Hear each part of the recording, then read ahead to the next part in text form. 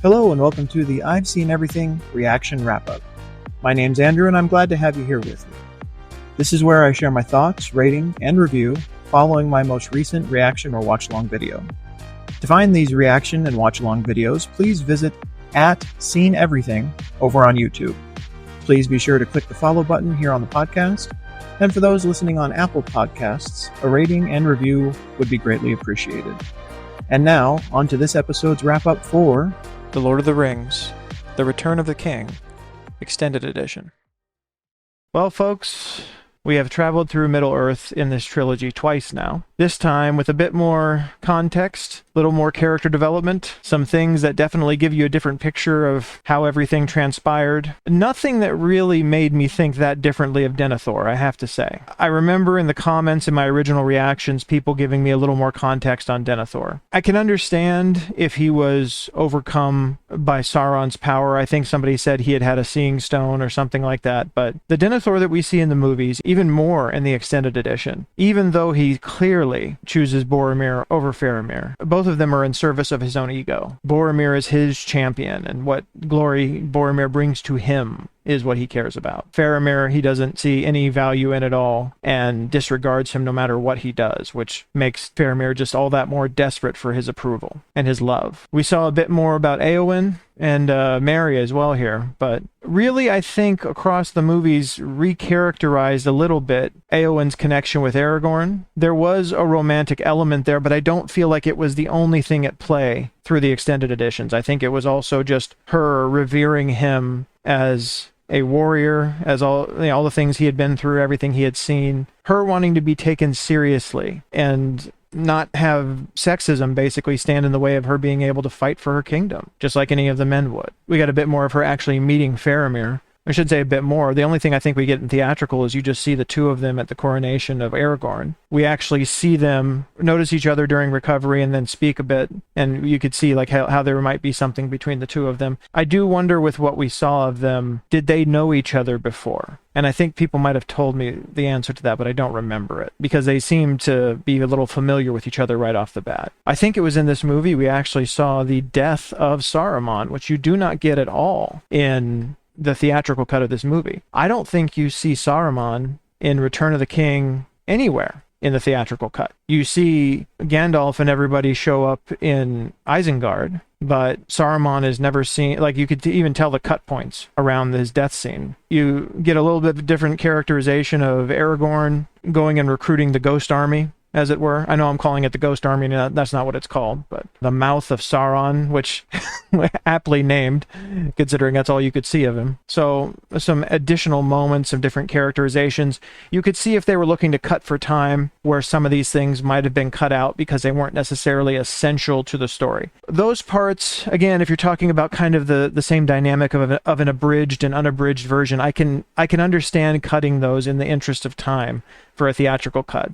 Throughout this entire extended edition, the things that didn't make sense to me to cut, especially, were these short moments. The few seconds here, like 10 seconds, 30 seconds, a minute, that extends something just a little bit or just shows you one extra thing that they don't show you in the theatrical cut, that completely recontextualizes something, that completely shows another side of something. And that context is just lost in theatrical, and pretty needlessly, especially if you're talking about like 10 seconds. If that 10 seconds is going to make that much of a difference to the story, cut 10 seconds out of like one of the travel shots or something like that. I mean, I know they're pretty to look at, but there's other places to cut. Reaching the end of this, between the argument that we have for people talking about theatrical cut versus extended edition, I can certainly understand people who love Lord of the Rings, people who want to live in this world for as long as possible, people who want as much story and as much context as possible, go as many places as you can with these characters and with the story. I can certainly understand that the extended editions would be it.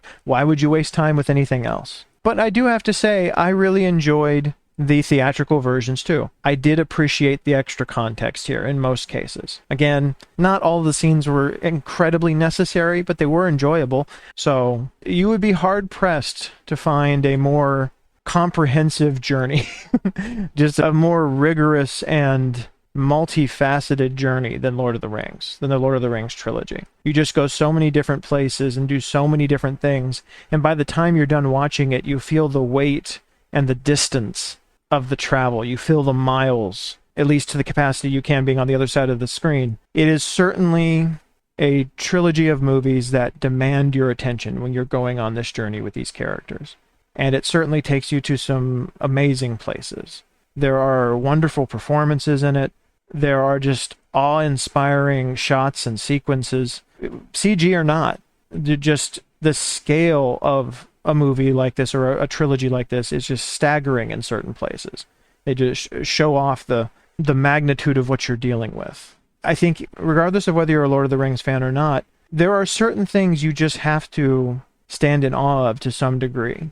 This trilogy of films is a major accomplishment in the world of film, period, especially in the world of fantasy films. There's lots of fantasy stuff I haven't experienced yet, haven't tried, so maybe there's something else out there that would be in this realm for me, but as far as fantasy stuff, it's hard to imagine anything surpassing this. It really is. So we come to the rating. I feel I regret a little bit not being able to go a little higher, because I did enjoy this in certain ways a little more than the theatrical cut, but I already gave the theatrical cut 5 stars. The theatrical cut was still a really good movie. This took that and built upon it a bit in some important ways. Is definitely a 5-star. What if I had gone down? What if I'd gone under the theatrical cut with this? That'd have made some people mad. I would ask anybody out there watching, is there anything that you estimate even contends with this?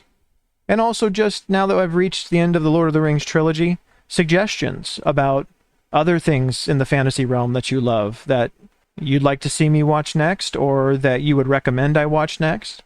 If you've enjoyed this, I really hope you've enjoyed this. If you have, please let me know. If you guys have enjoyed these reactions, I'd like to go on and do the Hobbit movies at some point, not immediately. But yeah, I'm just kind of taken aback by the whole journey. It was definitely worth watching these through again with the extended editions. I'm really happy that you came along on this journey with me. I really hope to see you again here soon as we begin another journey in a different direction. And I'm going to go take a deep breath, having finished this massive trilogy. I'll see you on the next video. Thank you so much for being here. Take care. Thank you for listening to the I've Seen Everything reaction wrap-up. Again, to find these reaction and watch-along videos, please visit @SeenEverything over on YouTube. Please consider following the podcast, and for those on Apple Podcasts, a rating and review are always appreciated. Thank you so much for stopping by, and I'll meet you here on the next episode.